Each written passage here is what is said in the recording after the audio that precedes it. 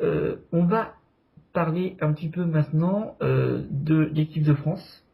L'équipe de France qui va jouer donc le 9 ce jeudi, 9 avril, au stade Robert Boba, Bondoufle, face au Canada. Et on annonce déjà aussi, première info avant d'en parler plus de ce match, que la France va avoir 2 matchs amicaux supplémentaires. Ouais. Je crois que c'est même plus que de parler trop de France-Canada, bien que ça vaut le coup quand même qu'on en parle, parce que le Canada c'est pas une petite équipe. Il y a quand même cette info qui tombe et on se demande pourquoi. Pourquoi 2 matchs amicaux si près de la Coupe du Monde et contre des nations qui sont 31e et 32e. Écosse d'abord, 31e, puis le match face à la Russie, 32e. Bon. C'est évident, Christian. Mm. C'est évident. C'est pour qu'on ait le maximum de blessés pour arriver à la Coupe du Monde. C'était évident. C'est évident, c'est évident. Elles vont rencontrer les Écossaises qui ont peu d'expérience et qui risquent de nous casser nos meilleurs. Les Russes, on les connaît, on sait exactement comment elles jouent. J'ai pas dit qu'elles jouaient mal, attention, j'adore les Russes et j'adore les Écossais, c'est pas le problème. Mais c'est ça. Alors, on parlait de Paris tout à l'heure pour la vitrine. Ça, c'est une belle vitrine de la Fédération française de football. Donc ça, je trouve ça d'une nullité, d'une incompréhension, enfin d'une incompétence. Non, messieurs de la Fédé, vraiment, enfin de la Fédé, je vous comprends pas. Je vous comprends pas. Vous voulez quoi? Vous voulez que nous arrivions avec une bande d'éclopés là-bas, et puis que les filles qui seront blessées, qui peuvent être blessées. Je ne veux pas qu'elles soient blessées, c'est évident. Mais c'est quand même un sacré risque, quelques jours avant l'ouverture de la Coupe du Monde. Et c'est toujours plus risqué contre des équipes justement qui sont beaucoup plus haut au classement, qui n'ont pas cette technique et qui. Voilà, les retards de prise de balle, etc. On peut avoir de sacrées surprises.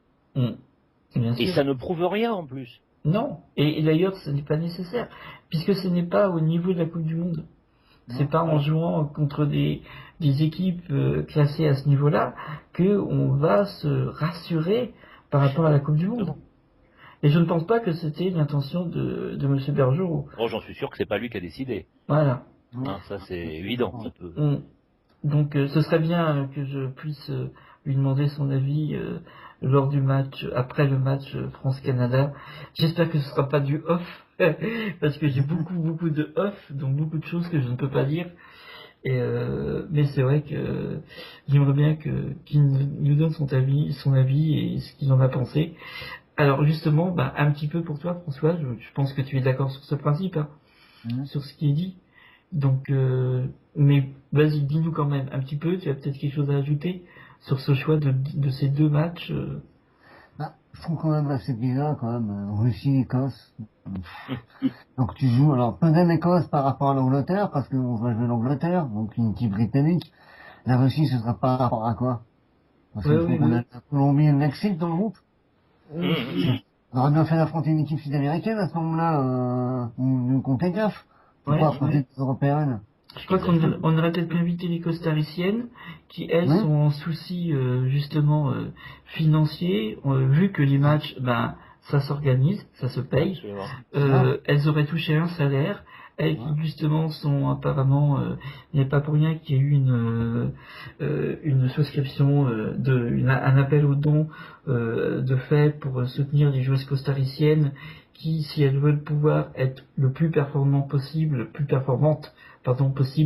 à la Coupe du Monde, en gros sont obligées de lâcher leur travail parce que pour venir aux entraînements, elles ont la plupart 2-3 bus à prendre, elles ont des heures interminables de trajet, elles arrivent en retard ou elles partent trop tôt et c'est vrai que si on avait joué le Costa Rica, alors maintenant peut-être qu'elles ont essayé ou que la FFF y a pensé, que ça n'a pas été possible.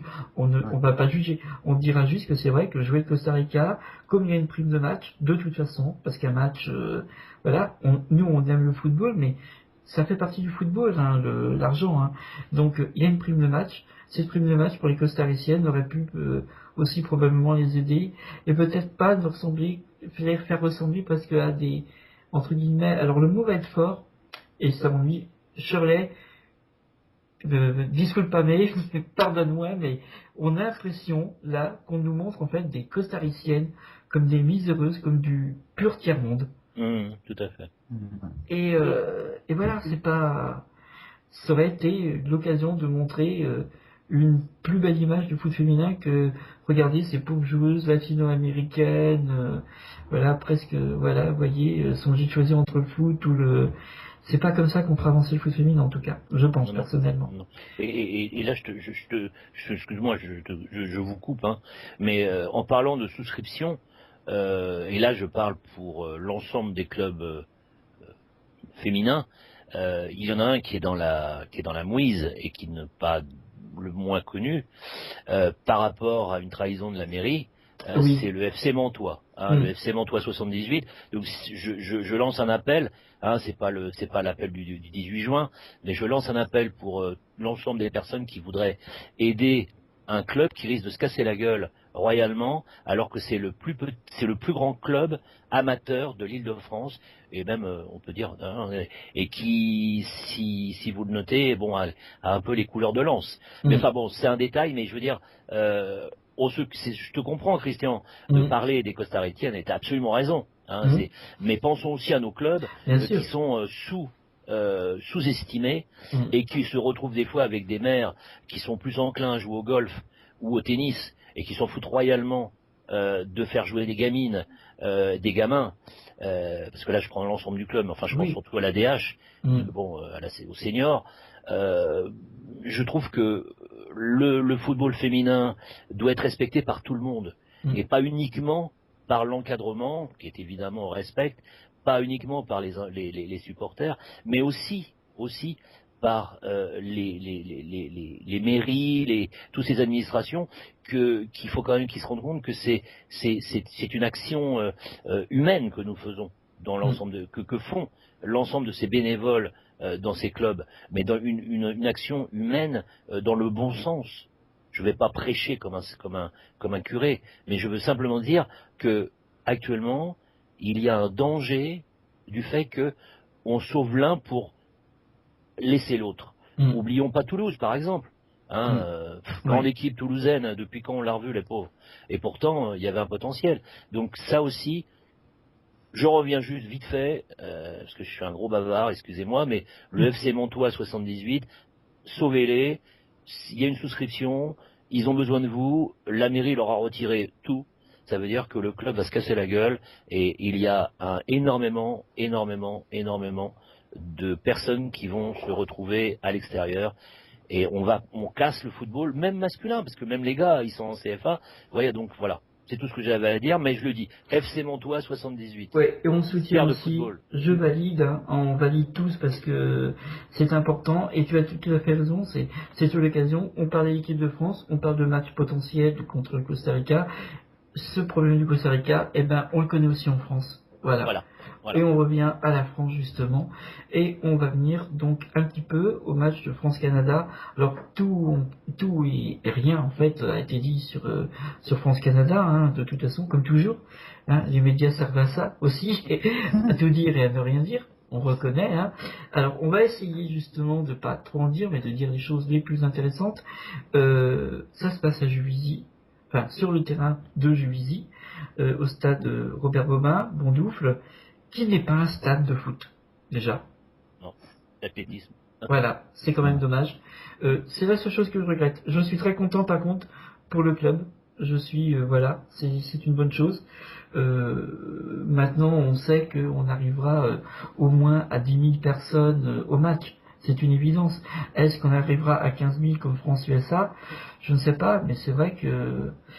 Bon, en tout cas pour le club on est content, mais bon, c'est toujours pas... C'est un match d'équipe de France qui ne se joue pas sur un terrain de foot. Déjà, bon, c'est une chose que j'ai constatée. Par contre, c'est vrai que c'est le Canada, et c'est justement pour ça, on joue le Canada, peut-être qu'on le prend un petit peu moins au sérieux parce que c'est pas les USA, mais le Canada, c'est une équipe très difficile à jouer. C'est un pays de culture de football, vraiment, et qui est de culture de football féminin autant que masculin. Les magazines de la presse écrite papier existent avec du foot masculin et féminin dans le même magazine. sans distinction. C'est un pays où on joue au foot depuis des dizaines d'années. C'est un pays qui a quand même gagné la 3e place, qui a fait le podium en battant nos Françaises à Londres. Donc c'est pas un petit club, c'est pas un petit pays, je veux dire. Ah, Et c'est problème, là. ouais, tu as un souci? Oui. Donc Ouais. Didier. Didier. Oui. Oui. Alors Didier, puisque justement tu es le Parisien, on va dire le Francilien, je voudrais que tu commences justement. Parle-nous de ce match qui se passe sur tes terres, un petit peu France-Canada, ce que tu en Ouais. penses, et puis oui, comment tu le vois en quelques minutes. Bah, je vais faire hurler encore dans les chaumières, mais pour moi, le Canada est plus fort que les États-Unis. C'est un point de vue. Dans le sens où le Canada a fait a joué des matchs de préparation qui étaient beaucoup plus compliqués à jouer que les Américaines. Je pense que le Canada est un gros morceau, peut-être un plus gros morceau que les États-Unis, à tout point de vue, par rapport à leur défense, à leur charnière et à leurs attaquantes. De plus, elles ont ce caractère anglo-saxon qui est évident, on l'a jamais, mais elles sont des sacrées techniciennes. Donc là, on va voir, à mon avis, un très beau match.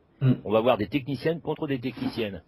Ça devrait être un beau match. Oui, et puis un pays le pays organisateur et qui aura la volonté de montrer qu'il faut compter sur lui pour justement le titre. Oui, Donc, et puis une Sinclair qui est toujours à son image, c'est-à-dire elle est toujours au match. Voilà. Mais on n'est pas. J'ai souvent noté qu'on aimait beaucoup W. Je vais pas donner son nom. W. C'était une. Oui, c'était. C'est plus. Bah oui. J'ai vu l'année dernière l'ensemble du championnat. Et je me suis fait des matchs, je me suis emmerdé royal. Mais tout le championnat américain. W maintenant elle passe plus son temps à être par terre et à discuter l'avis de l'arbitre. Mais t'es par terre parce que t'es pas bien placé, ma grande. C'est pas parce que les balles t'arrivent dans de mauvaises conditions. Donc l'équipe du Canada, moi je dis attention, peut-être surprise. Alors on parlera pronostic après. Justement, François, ton avis? Sur le match, ouais, Oui. Ça va être un bon match, hein. On va dire que ça va permettre de continuer à bien travailler, on va dire. Parce que bon, c'est un match amical quand même, hein. Les deux équipes vont pas vraiment jouer à fond. Quoique, la France, ils jouent toujours les matchs à fond, comme si c'était un match officiel normal, quoi. Donc, après, moi, ce que je crois, c'est qu'on espère évidemment pas de blessure, quoi. Parce que, Voilà. Ouais. Hein, on a vu Louisa qui s'est blessé contre les Américaines. Là, qui est en train de revenir, là, puisqu'elle a repris l'entraînement collectif. Donc, ça fait en plus, c'est ce qu'elle dit Philippe Bergeron à la presse. Donc, voilà. Maintenant, ces genres de matchs-là, attention, faut voir comment ça va être. Mais ça va être un bon match, je crois. Mentalement, pour se préparer mentalement, ça va être bon. Ça. Et on va voir justement comment est l'équipe de France sans Louisa. Encore une fois, on l'a vu à l'Algarve. Bon, elles ont été capables de le montrer. Elles ont fini seconde, elles ont perdu en finale 2-0 face à une équipe des États-Unis qui était beaucoup plus remontée.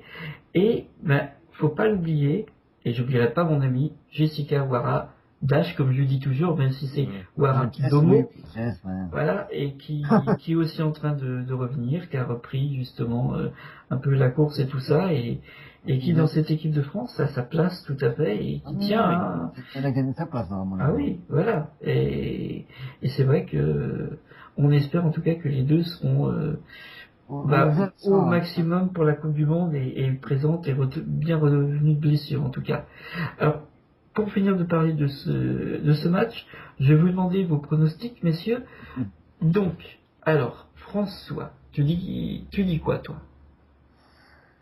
Dans la continuité des matchs amicaux, sans parler de la Graf Cup, qui est un tournoi autre. Bon, comme c'est en France, généralement en France on perd quasiment jamais. Et puis à part l'Australie en 2013 avant l'Euro, on avait perdu en Angers, je crois, 2-0. Moi je vois la France gagner quand même. Mais ce sera pas un gros score, ce sera petit. 1-0. 1-0, un but. Je dis pas la buteuse parce que je sais qu'il y en a pas mal qui peuvent marquer. Comme ça, mais ça va être un match qui va être assez, on va dire, la France va dominer le match parce que je sens que les Canadiens vont plutôt pas trop vouloir se montrer, parce qu'ils vont plutôt jouer vraiment à fond, vraiment quand ce sera leur Coupe du Monde. Ou là, enfin, comme je l'ai dit, comme a dit Didier ou toi Christian, évidemment, attention, parce que, voilà, Mm. il n'y a pas de casser leur jeu, mais on se dit, oh là là, ouais, les Canadiens, oh, ça va être facile, même chez eux, elles vont avoir la pression et tout. Attention quand même. Mais je Ouais, vois ouais. quand même la France gagner 1-0. Ce sera un match serré, ça sera quand même assez spectaculaire parce que je pense qu'il y aura des occasions. Je pense que la France va gagner 1-0. Je crois que le but va être marqué en seconde mi-temps. Il y aura 0-0 à la mi-temps. Voilà. Mhm. D'accord. Alors, Didier, toi, ton Bah, pronostic? l'analyse de mon ami lyonnais est bonne, hein, c'est évident. Enfin, c'est évident, c'est ça court, le score. Par contre, comme je deviens en vieillissant, je deviens très superstitieux. Je me rappelle d'un match qu'on avait fait contre les japonaises où Mais, j'étais hyper heureux qu'on les ait laminés. Et oui. Mhm. donc, je verrai les Canadiennes gagner. Voilà. Voilà. En espérant qu'à la Coupe du Monde, et je l'espère pas, j'en suis sûr, eh ben voilà. Mais c'est juste de la superstition, hein, c'est Mhm. uniquement ça. J'aurais pu dire match nul, c'était Oui. facile, mais Mhm. bon, je préfère quand même dire Oui. que le Et Canada va gagner, de pas beaucoup par contre, hein, pas voilà. beaucoup. Bon, en tout cas, c'est une chose sur laquelle on est sûr. Alors moi, justement, je prends le résultat facile, non pas parce que chacun en a donné un différent, mais c'est vrai que j'hésite personnellement entre une victoire très serrée de la France ou un match nul. C'est, en tout cas, on est d'accord que on ne s'attend pas, et je pense que les vrais connaisseurs et connaisseurs du foot féminin ne peuvent pas s'attendre à un score fleuve pour la France. Faut être lucide. Sinon on est footix quoi, simplement. C'est, c'est le C'est pas le Canada en Parisien qui a face. parlé là. Hein. Voilà. Et c'est, vu l'équipe qui est en face, vu les attentes, les enjeux, non, on peut pas s'attendre à un score fleuve. Ou alors, ce serait magnifique que le score soit fleuve en faveur de nos bleus, parce que ça voudrait dire, vu que les Canadiens jouent très bien, que du coup nos Françaises seraient extrêmement, extrêmement en forme. Hum, hum, hum. Et qu'elles seraient alors là, Et qu'ils mais auraient la tête au Canada. voilà. Là, alors c'est tout ce qu'on leur souhaite, hein, bien sûr. En même temps, on va pas souhaiter un carton non plus aux Canadiennes, mais bon, c'est vrai que on défend nos couleurs tout de même, et puis on aime tellement nos joueuses. Hein. Elles sont tellement extraordinaires et on les voit en plus toute l'année sur les terrains et elles nous donnent tellement de plaisir à les voir jouer Tellement de que plaisir, c'est vrai. on n'a pas envie de les voir perdre quoi. Mais C'est là qu'elle m'en veuille pas, hein, mais c'est de la superstition de mon côté. Hein. Hum, hum. Mais en tout cas, c'est sûr que score serré, je pense qu'on peut le dire. Et on va toucher juste deux mots très brièvement, parce que c'est vrai que le temps tourne et nos émissions seront probablement longues. Je préviens déjà les auditrices et auditeurs qui nous écoutent dès ce soir, mais je pense ils apprécieront aussi qu'on parle justement, c'est une vraie conversation. C'est pas juste une émission que l'on fait, c'est une vraie conversation et qui incite à des réflexions, à des interrogations aussi, je pense, de la part des auditeurs. Et du coup, on va faire long, mais on va quand même donner un mot ou deux sur nos autres bleus. Déjà l'équipe B qui part en Pologne aujourd'hui, qui devra arriver à peu près à l'heure à laquelle nous parlons actuellement, qui doit arriver, et nos U19 qui sont en train de jouer pour l'élite. Hein. D'ailleurs, c'est l'élite, je dirais. Nos bleus U19 sont une élite, je trouve. C'est pour ça que je dis qu'elles jouent pour l'élite. Avec, on a parlé tout à l'heure de Marie-Charlotte, on a parlé un petit peu de Anissa. Bon, voilà, il y a Anissa, j'en dirai pas plus. Elle a marqué un but magnifique face à l'Islande. C'est vrai que bon, nos U19 qui sont bien partis, que l'on espère voir gagner ce même 9 avril, quelques heures avant. Je trouve que c'est mal fait parce que moi j'aurais pas le temps de faire les deux, j'aurais pas le temps de me déplacer aux deux pour aller les soutenir, alors que c'est pas si loin que ça, hein, c'est qu'une poignée de kilomètres qui joue donc ce 9 face à la Russie. Alors vous voyez quel avenir pour nos U19 d'abord et pour l'Euro 2015 en Israël en fait. Là, je laisse parler François. Le Parisien a beaucoup parlé. Oui. L'avenir du 19, avec des jeunes talents, on espère bien, hein, évidemment. Hein.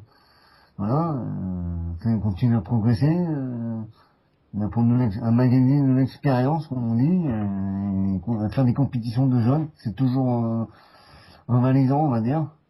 Ça va permettre de progresser internationalement, et on a des très bonnes jeunes hein, dans tous les clubs féminins qui arrivent en équipe de France. On a déjà vu à une U20 déjà, hein, qui rêvent déjà quelques-uns à taille en équipe A déjà, donc ça ouvre les portes.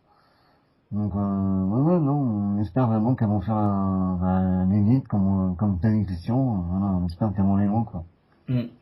Tout à fait. Et Didier.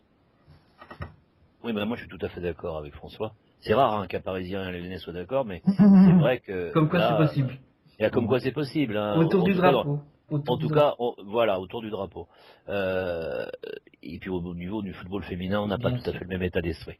Mais le fait est, c'est que on se rend compte qu'on a un vivier monstrueux, extraordinaire, que l'encadrement de tous ces clubs qui amènent justement, moi je les remercie parce qu'on les oubliera presque tout le temps.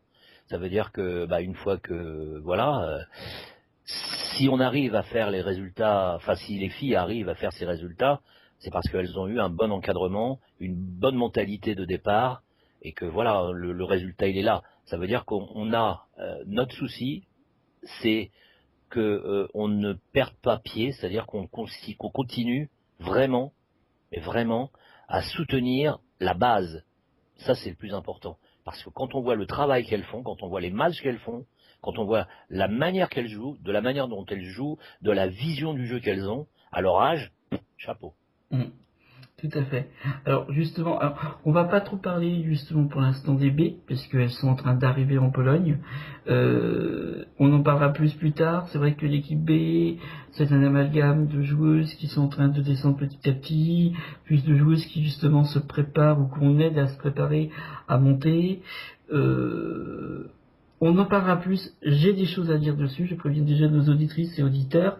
On fera une émission spéciale bleue, donc la semaine prochaine, et en fait la semaine prochaine déjà, pour que tout le monde le sache, on fera une émission spéciale bleue et une émission spéciale Coupe de France. On reviendra sur la préparation de la finale. Donc on va pas parler plus de nos B, juste dire quand même un mot, vous les sentez comment, vous, en ce moment, nos B? Donc là, Didier, vas-y, on joue un peu au ping-pong. Personnellement, je trouve que tu es un peu dur sur le fait que tu emploies un mot de descente, c'est-à-dire elle serait moins forte que Léa. Moi, je suis pas convaincu de ça. Je suis convaincu que si on les travaille au niveau du mental, je suis un emmerdeur là-dessus.